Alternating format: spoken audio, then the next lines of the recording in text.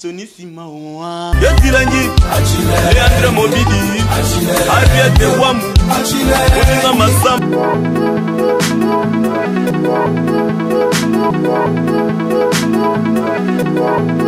Le 23 décembre Bisopeto yebi te to banda kozelaka lelo tokende ko voter na mbula ebeti tokanisi ata après mbula bakobenga biso tokende ko voter mais tomoni babengi biso te o machine etumami biso pe tozo comprendre te tomona bamboka mususu soko balobi le 23 ezaka le 23 mais mboka na biso tomoni eza neti eza flou pona ngai na moni eza flou l'élection va pousser à rater. Tout le monde a mboka mindele soko balobi eza le 23 et kozalaka le 23 mais et c'est ba ko poussa ndeni balobi bango nde ba pesa date wana ba ko poussa ngo ndeni ba ko poussa te pona biso kasoke eza le 30 to voter ka le 30 soke le 30 bango moko nde ba yebi parce que balobaki que le long des jours à élection ba reporter que ekozala suko le 30 tozela bango ba pesi biso 7 jours pendant une semaine tokosa l'élection ceux qui ezate de respecter bango na 7 jours ba pesi biso wana ceux qui pe bakokisi yango te tokosa la nyonso tokolinga kosala pona biso. Bon, moi mboka okoki koyebisa biso lelo le 23 décembre kaka nde otoloba nde balobaki ke non lelo tokokende na maponami mais tomoni mukolo lelo eleki et puis ndeko na biso Corneille Nanga ayebisi biso ke non tokokende ti le 30 décembre.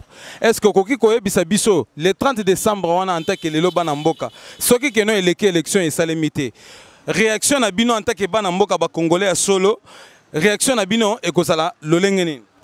Merci beaucoup pour la parole. À la Kakibiso élection le 23 décembre, Ayekoye Bisabiso qui a reporté en open le 30, Tolobi Toko Tumbambo Rate, Toko Bomanate, pour 7 jours, pour aussi to patienta.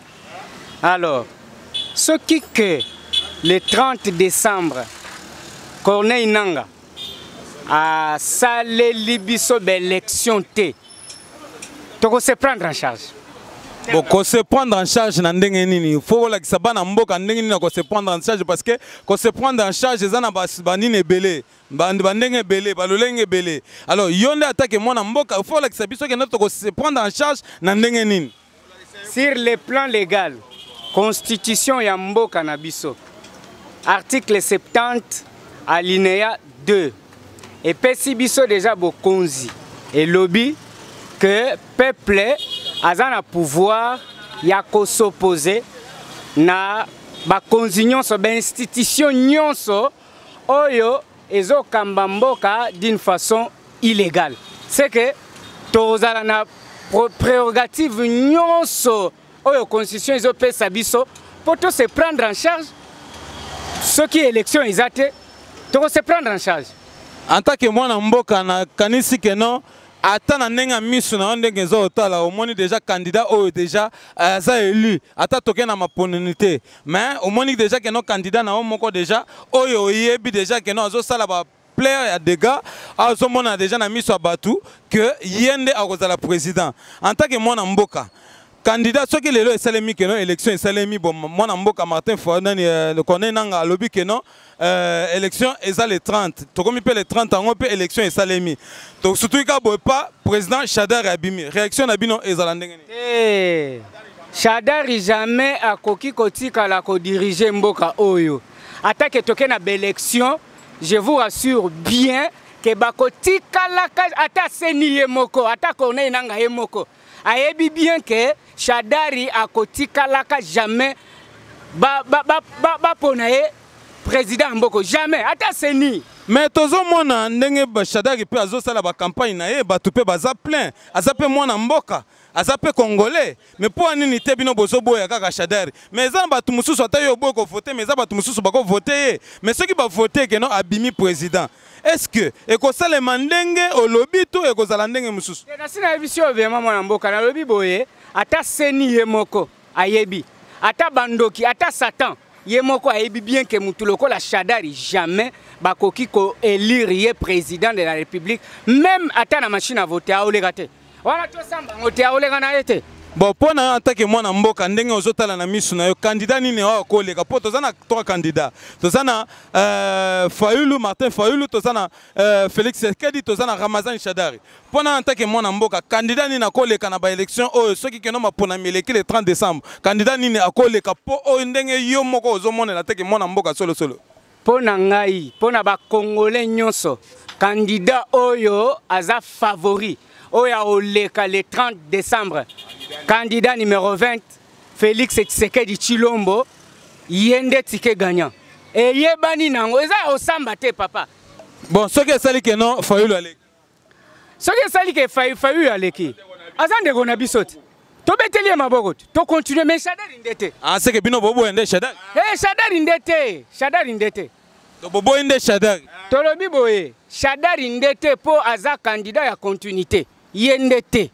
Et le malobani no pesi na bana mboka moi toyebi que non lelo fallait to voter mais ma pona misala mité tozo c'est la le 30 décembre ndenge corne nanga ebisi biso to kende na maponami le 30 décembre siko eloko nini ko yebisa na bana mboka hein netka moi ko la musa na bana mboka eloko nini ko yebisa ma message ko yebisa na bana mboka mo point de vue na yo et ça la que non mama kambango ezala Aïssa Gibiso to tiana c'est le 23 décembre. Mais tout le monde est là comme moi c'est limité le mokolo lelo nde bozela qui le 23 décembre le comme moi ça les maboke ne bo voter mais élection est ça limité. Pona yo au moni ndenge nini mboka pe au moni par rapport mboka pe to moni pe mali les on dirait pe mituka pe tamboli to ndeba to bazo banga banga au juste ça problème nini. Bon nga nazo senga bandeko nanga balinga te to bomana. Balinga te biso nyonso tokoma bakuluna toza ba machete po tosala ba désordre tozelika le 30 basengi biso wana tozela élection esalema le 30 wana soki torate le 30 wana baluka place nyonso tokozwa muto ya sa akomami ke aza leta tokoboma ye. Siko bino nde bozo tambwisa ba moto na nzela bozo mona par rapport à réalité nzela boza ba longue distance bozo kende mais boye bisa biso nzela circulation ya bato eza ndenge nini bato baza ko banga tout nzela eza polele te nzela bato nyonso bazobanga kobima kosala ba activité na bango bazobanga tozozela kaka ta ya élection ezala toyeba ndenge kosala ba activité na biso nyonso to bana minute activité ya mutu nyonso abomi yango ka pona makambo élection. Bon siko yebisa biso soki keno nanga le 23 décembre le 30 décembre que élection est salemité pona bino bana mboka bolobine.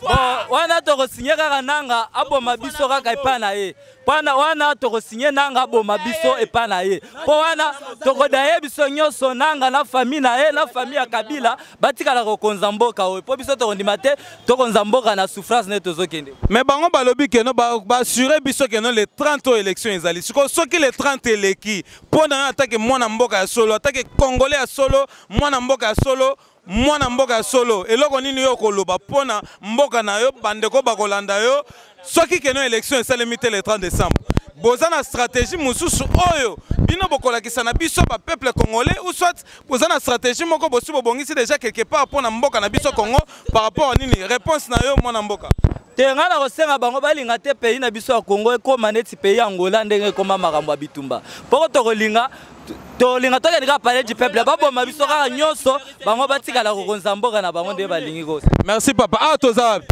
Toza na Lemba Salongo na Relibaya Salongo côté nini Salongo a Lemba kokende rond-point na Relibaya otozali. Merci beaucoup mwana mboka. Merci yaya. Bonjour. Bonjour. Bon nazali na ko sengo ko yamba yo le awa tozali wapi? Tozali na Rigini avenue Malula. Est-ce que quoi ebisa biso lelo eza date ni? Le 23 décembre 2018. On a monné on dit auto voter. T'es na auto voter parce que ba poussa qui élection. Ba poussa élection tim koni. Ti le 30 décembre. Bon, si quoi ce que ça li que non le 30 décembre ndé mwana mboka koné nanga lobi que non le 23 décembre élection et ça la seule qui sali que non ma ponami et salemité. Bon pona yo en tant que mwana mboka solo oki ko yebisa bino eloko nini bino boko sala. Élection elles allaient 30 décembre, elles allaient 30 c'était ba pour c'était maintenant on a président quand moko Fati Félix Tshisekedi. Il y a président moko et on a likolo on a tout le monde. Ah mais Fayulu le souci. Fati Fayulu soka legi ezaka mwana mboka na biso mais to limiter les oiseaux de même plumage les foufous de même badi. Ya solo wana. Bon attaque mwana mboka solo. Si quoi ça sali que non to comme le 30 oui élection est salemi.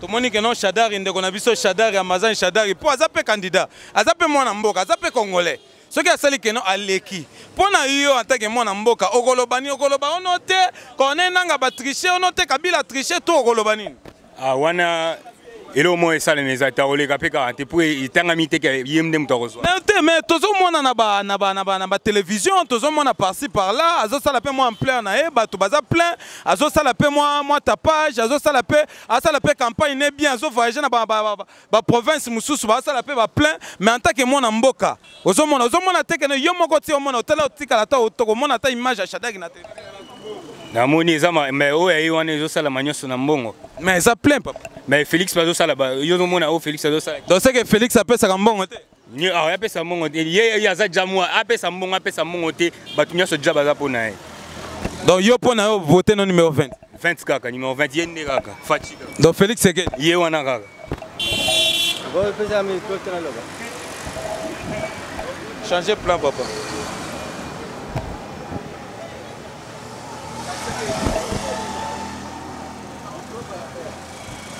ça c'est mon kebo.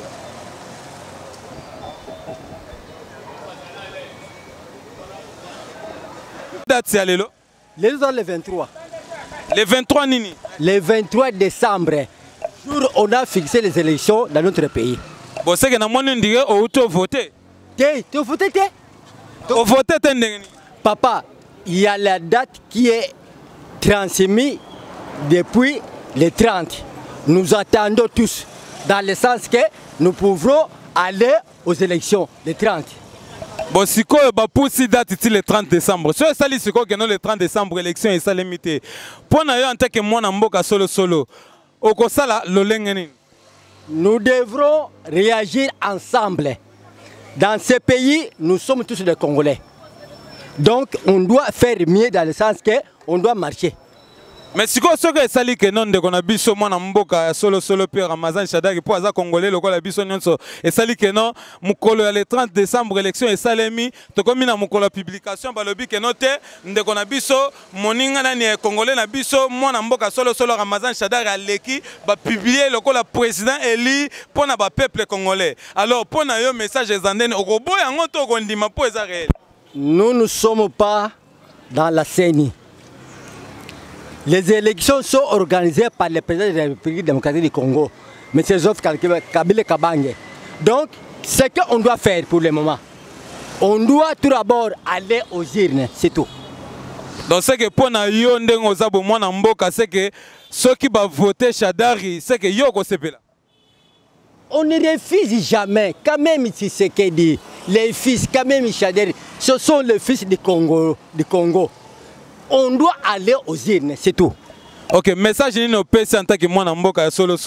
Message ni nango pesi bande ko na ba congolais o bazali ko landa biso lelo tozali mukolo le 23 décembre balobi ki sasa kaka ndenge ezalaka eza ko pela moto po batu nyonso bazoboya po to moto zomona tozotambola quand même na balabala tozomona mituka ebele bimite bato ebele bake ba église te ba kanisa ekeno mukolo ya lelo soki ebezala ndenge nini.